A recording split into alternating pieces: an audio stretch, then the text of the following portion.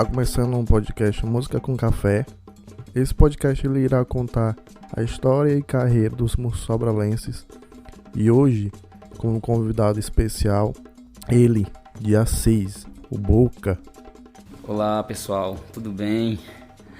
Bom, eu sou natural de Sobral, trabalho já com música há quase 30 anos e fico feliz de receber você, Edson, para essa entrevista. É sempre bom, né, a gente conversar sobre a música.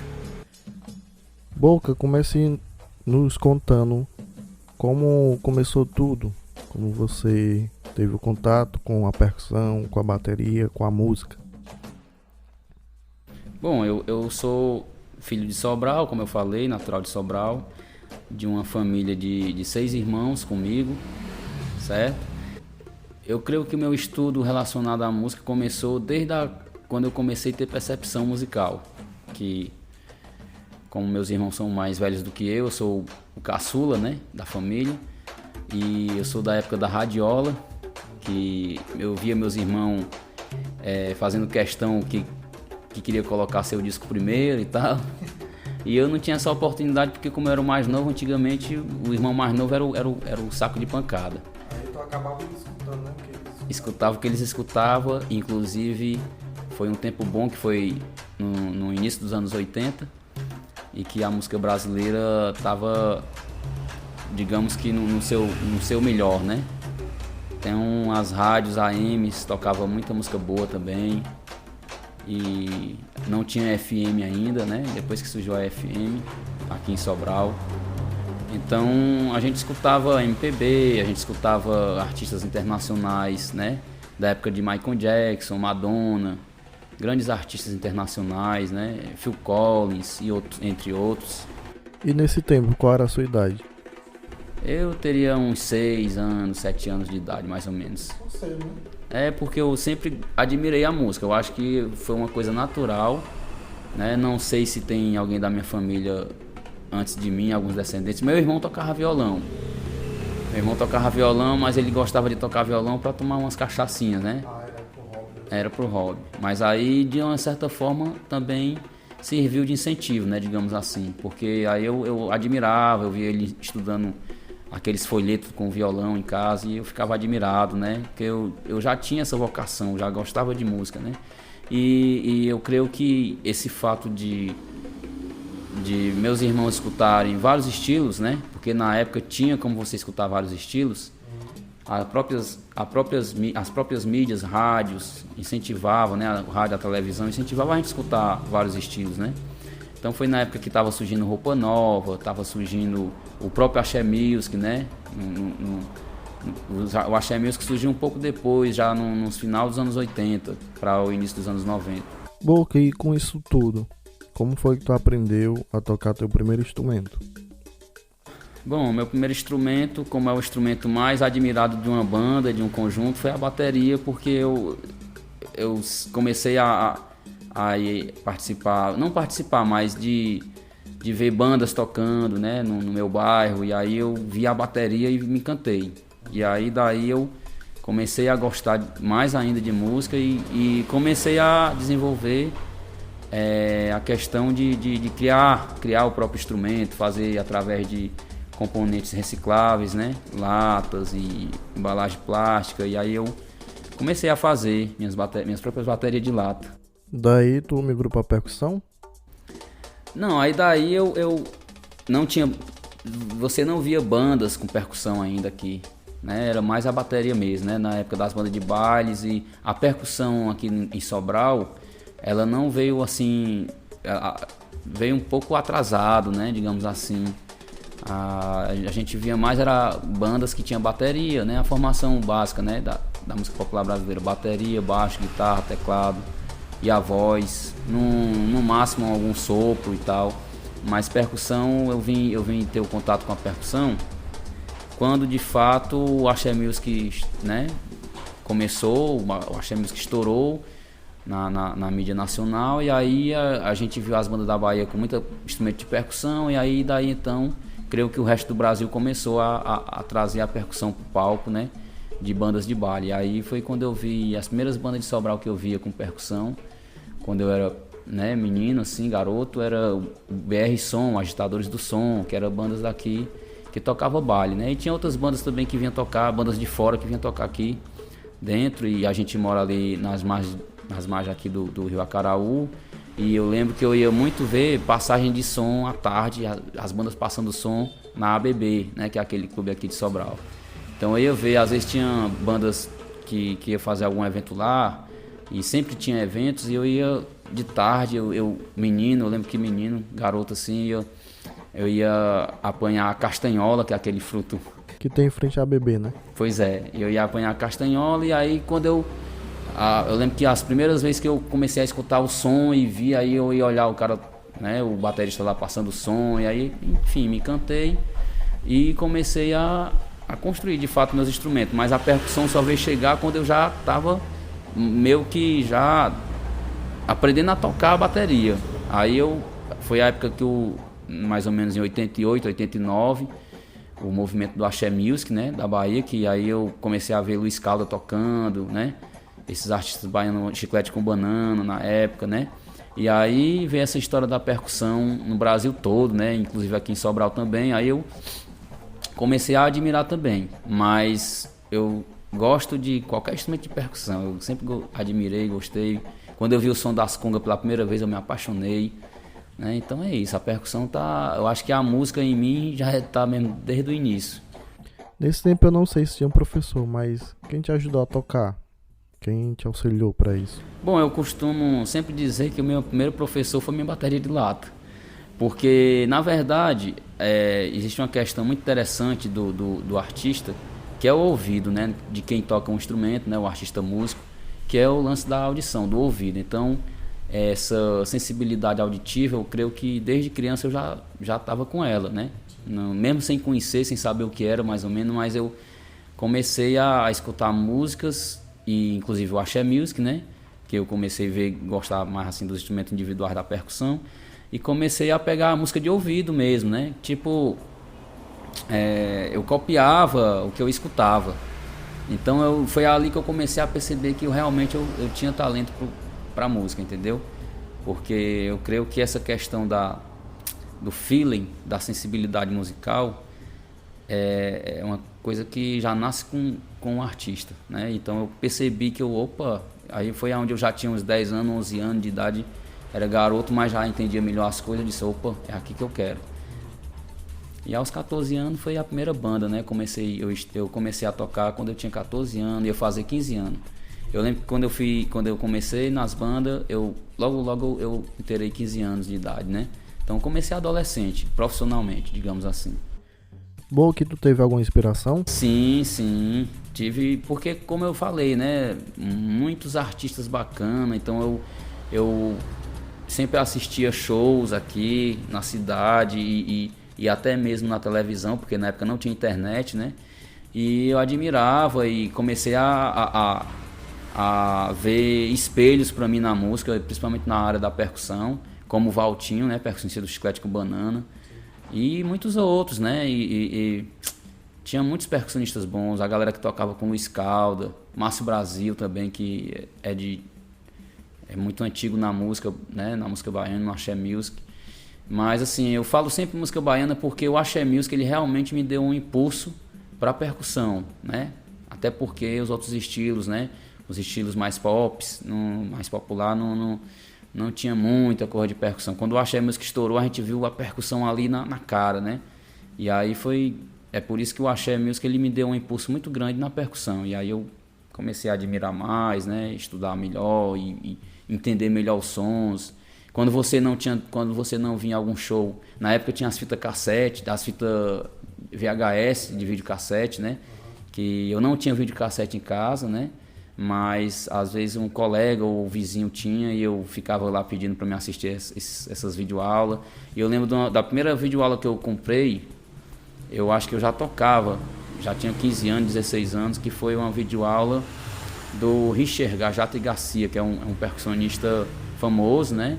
Ele não é brasileiro, se eu não me engano ele é cubano, e um cara muito bom, que tocava com muita divisão, muita técnica. E também videoaula de bateria, as primeiras videoaulas que eu vi e achei interessante, vi que ali realmente era uma aula, um estudo para você estudar, assim, uma aula, né, de uma pessoa ministrando ali.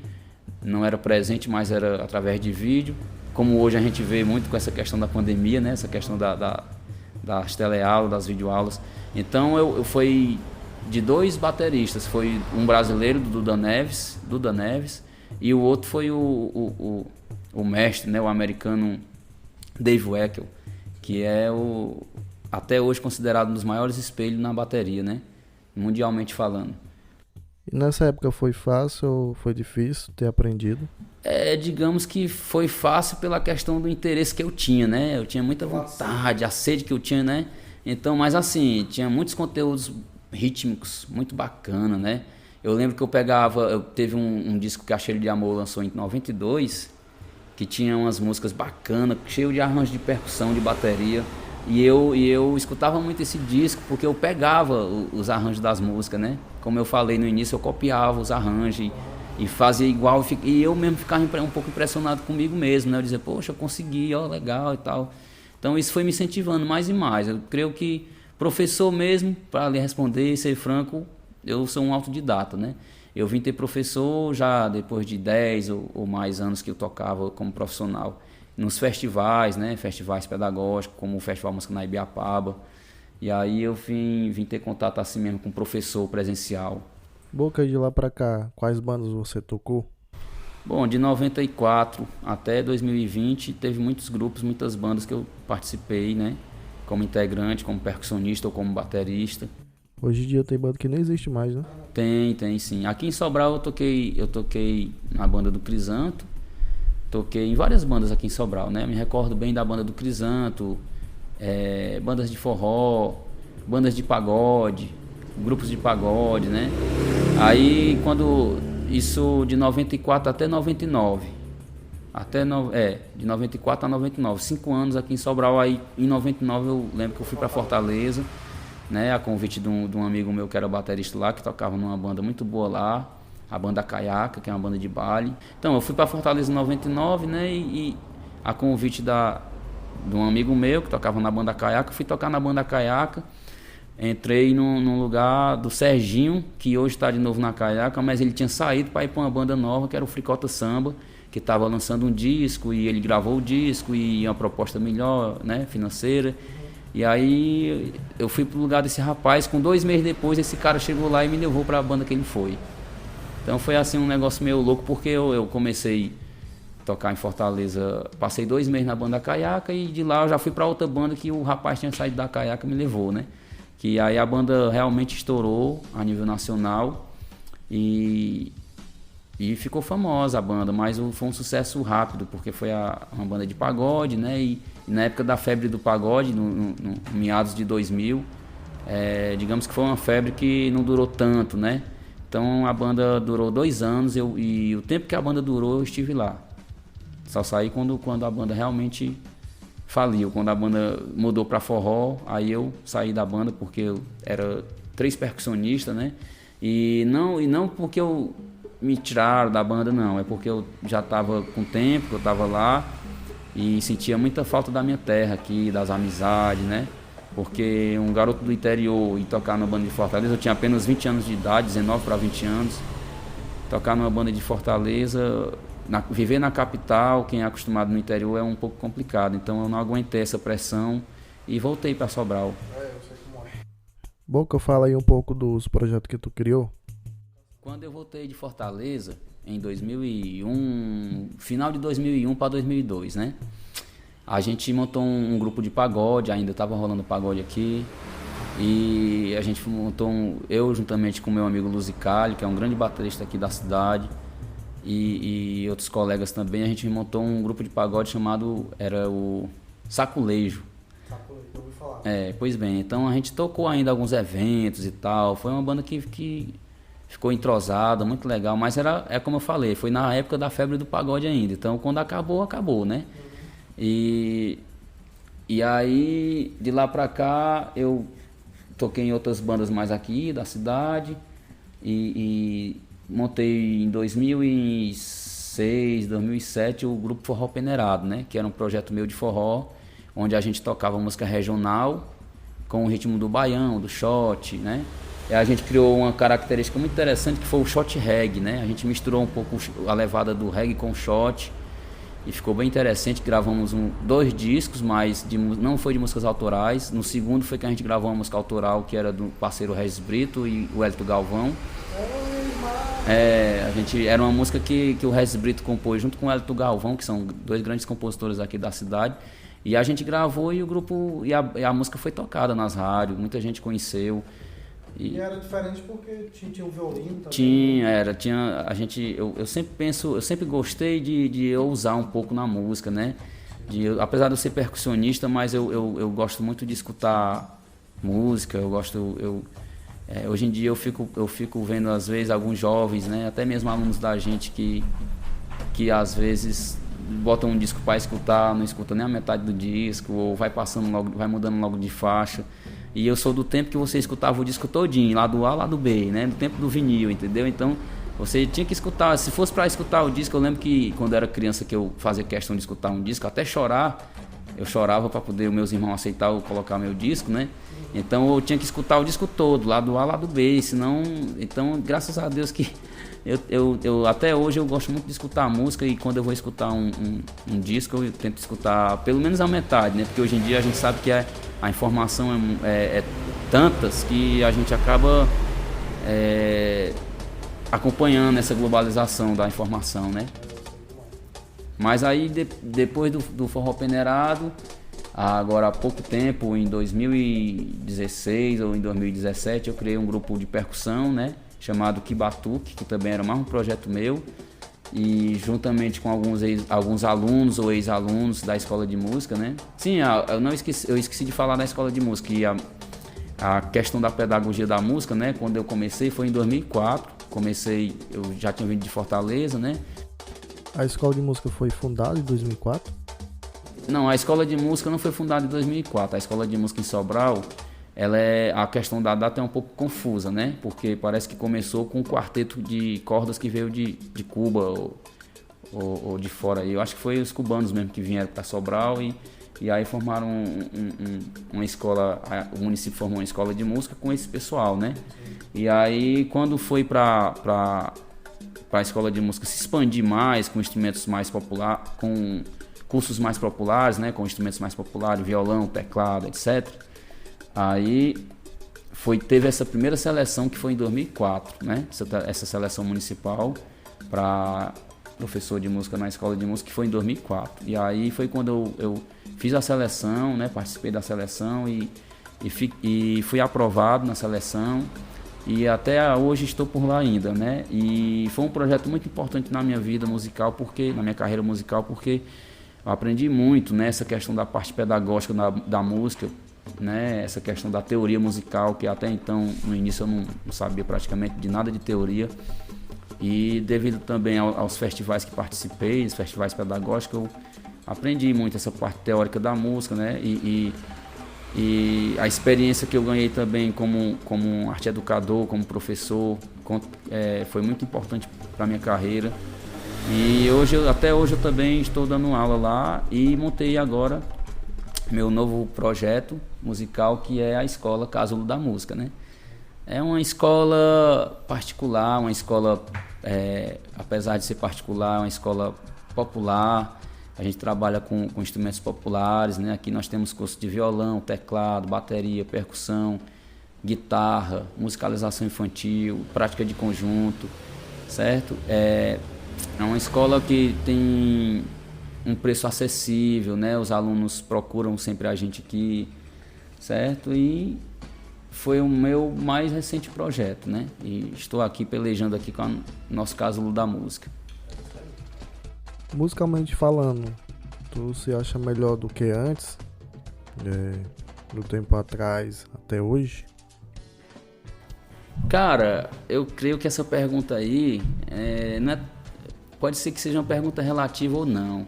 Mas eu vou dizer por mim, assim, eu creio que a questão da experiência conta muito, né? Sim. Quanto mais tempo você vai passando, mais coisa você vai aprendendo. Então, eu sou um ser humano que eu sempre procurei escutar as pessoas mais velhas, né? Isso meus pais me ensinaram muito, que a gente deve respeitar os mais velhos.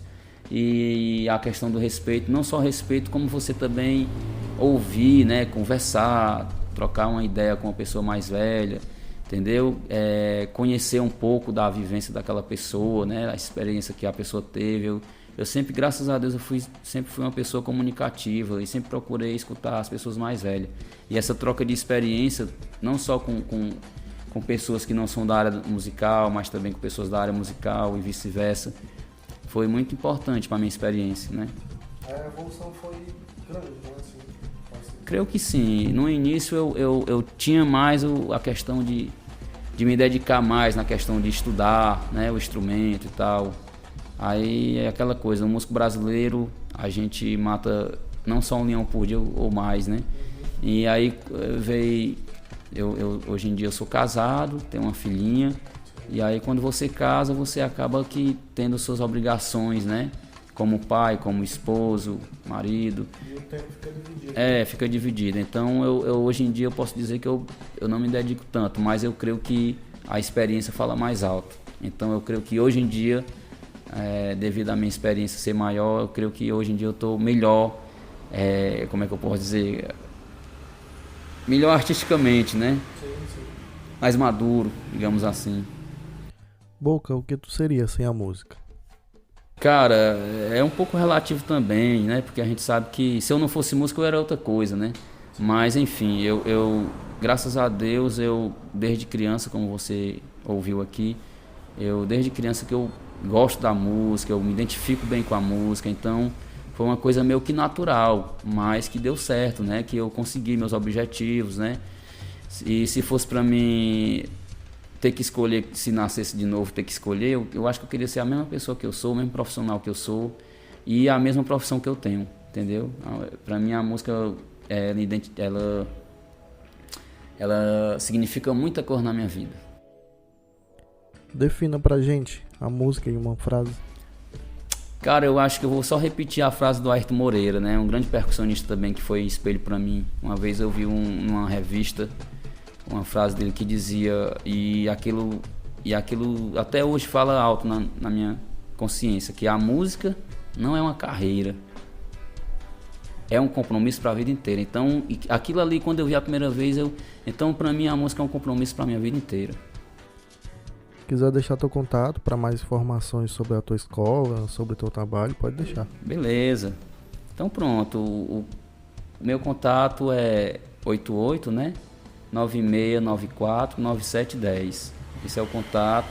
Se alguém quiser procurar a Escola Casulo da Música para estudar um pouco o instrumento, né? E aqui nós oferecemos curso dos instrumentos populares, como eu já falei, violão, teclado, bateria, percussão, guitarra, musicalização infantil e prática de conjunto. E a gente trabalha tanto com iniciantes como com músico intermediário. A faixa etária de idade?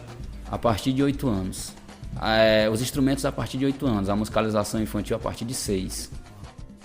Pois, Boca, muito obrigado por doar seu tempo para fazer essa entrevista. Fala um pouco da tua história.